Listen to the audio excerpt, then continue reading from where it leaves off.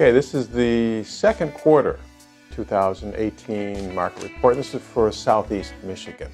And what we've seen for the second quarter followed much of what we saw for the first quarter of the year, although we did see a jump in activity at the beginning of the second quarter because we had some, we think really was weather-related activity at the end of the first quarter that sort of delayed some buyer activity, and just people just didn't want to get out in the snow and look at houses. So we had a nice jump in April, and business picked up, but it settled back down once that was sort of a one-month spurt. But overall, we're seeing the same trends that we have been seeing. The inventory still is shrinking in the under 250 market, the 250, the middle markets, wherever you are geographically, you've got a starter market, a middle market, and an upper end.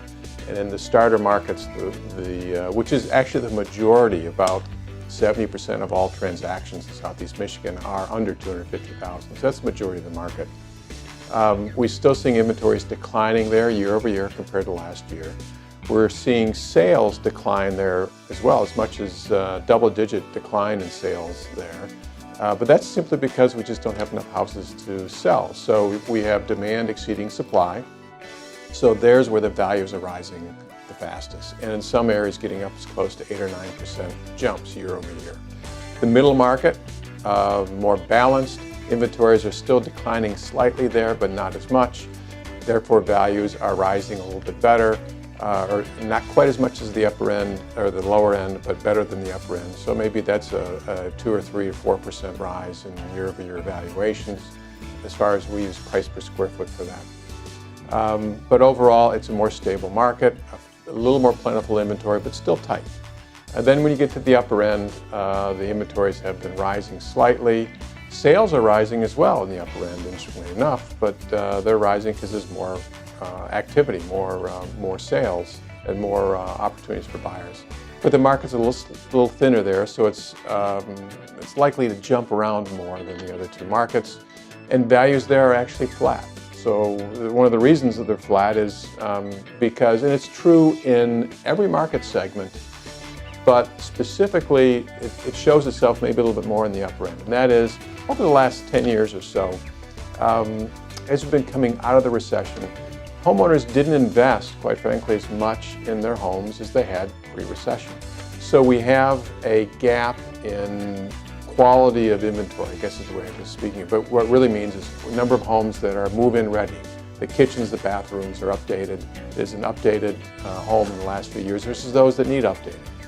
And what we're seeing is that gap that buyers are willing to pay for an updated home versus a home that's not updated is probably as wide as we've ever seen it.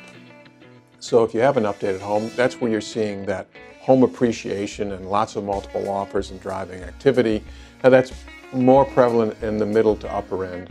The lower end markets, because the inventory is so tight, even homes that are not updated are still getting multiple offers on occasion. And what we're seeing for Southeast Michigan is, if you look at one of the things we look at is the number of homes that are selling within 10 days or less. And certainly in the under 250, we're seeing more than 50% of the homes selling in 10 days or less. Middle market, it's in the 40s. Even in the upper end, it's close to 30%. So again, what that is showing us is that those homes that are move-in ready, they're updated, they're getting lots of activity, they're getting offers within 10 days, certainly 30 days. But those that aren't, in the middle to upper end markets, are sitting on the market longer and taking a little longer to sell. So when it comes to advice for buyers and sellers, for sellers, understand where you are. Have a realistic view of where you are in the marketplace, where your home is in terms of how its placement is. Does it need some updating compared to the competition? So you know what to expect in terms of activity. Because you could have a neighbor's home that's sold in 2 days, but because your home hasn't been updated, it might sell out slower, or the reverse might happen. So understand that, and probably if there's ever been a time when our realtors have been needed the most, it's been in this market. We thought certainly in the recession we were needed quite a bit because of understanding where the value changes are and the velocity of the market. It's just as true now. If you're a buyer, you want to craft that offer that is, particularly if you're competing with other offers, you want to have a professional that can guide you in making the best offer possible so that you'll win the bid and get that house over others. And as a seller, you've had the same issues, and often you have multiple offers to sort through. You almost need a spreadsheet to figure out what's going on.